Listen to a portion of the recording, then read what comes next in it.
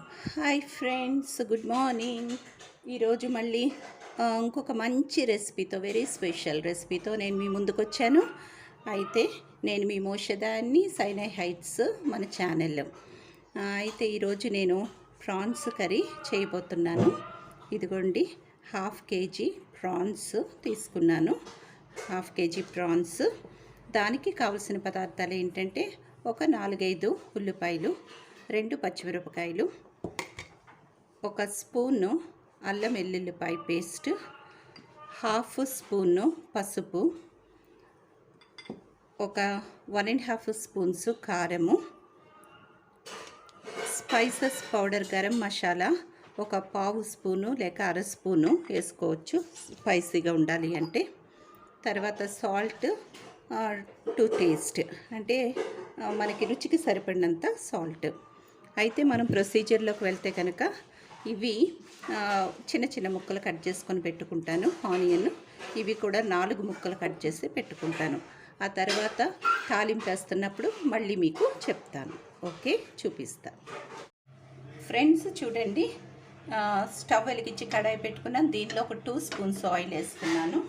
ఈ ఆయిల్ కాగిన తర్వాత మనము కట్ చేసి పెట్టుకున్న ఆనియన్, చిల్లీస్, ఉల్లిపాయ ముక్కలును పచ్చిమిరపకాయ ముక్కలు దీనిలో వేసుకుంటాం.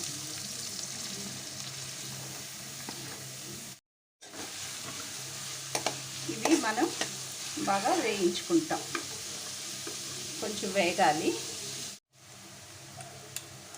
ఫ్రెండ్స్, దీనిలో 1.5 స్పూన్స్ జింజర్ గార్లిక్ వేస్తున్నాను. ఇది కొంచెం వేయించుకోవాలి.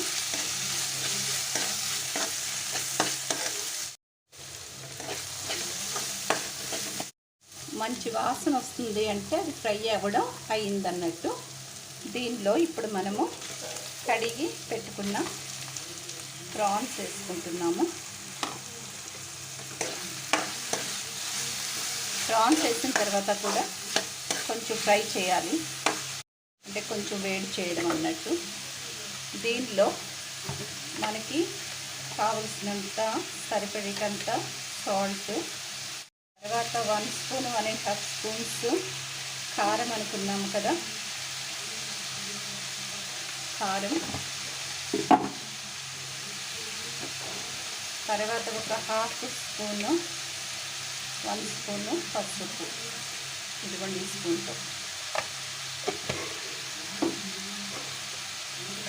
తిప్పేసుకొని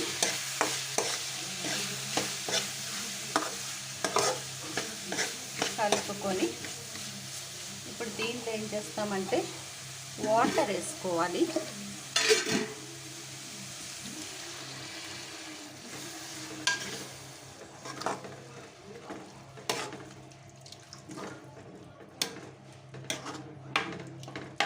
అంత సరిపోతుంది వాటర్, అది కనపడాలి.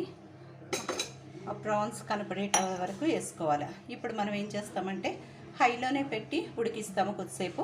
ఆ తర్వాత కొంచెం వాటర్ దగ్గరికి అయిన తర్వాత అప్పుడు సిమ్లో పెడతాము. ఆ తర్వాత మనం దించే ముందు కొత్తిమీర కాస్తంత వేసుకుంటాము. అదేవిధంగా ఇంకో 5 నిమిషాలు దించుతామనగా, ఆఫ్ చేస్తామనగా అప్పుడే మనం మసాలా పౌడర్ వేసుకుంటాం అన్నమాట, గరం మసాలా. ఓకే, అయితే ఇప్పుడు మూత పెట్టేసేసి పెట్టేస్తాం. ఫ్రెండ్స్ చూడండి, కాస్త దగ్గరికి అయింది. ఇప్పుడు మనం ఒక 1/2 స్పూను గరం మసాలా వేస్తున్నాం. తర్వాత కొత్తిమీర,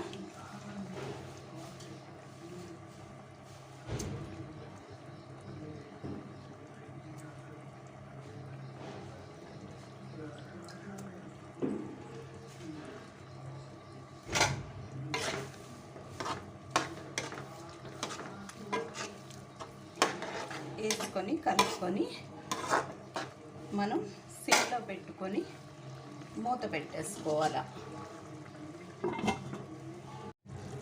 ఫ్రెండ్స్ చూస్తున్నారా, ఇదిగోండి ఆయిల్ ఇలాగా పైకి తేలుతుంది అన్నమాట.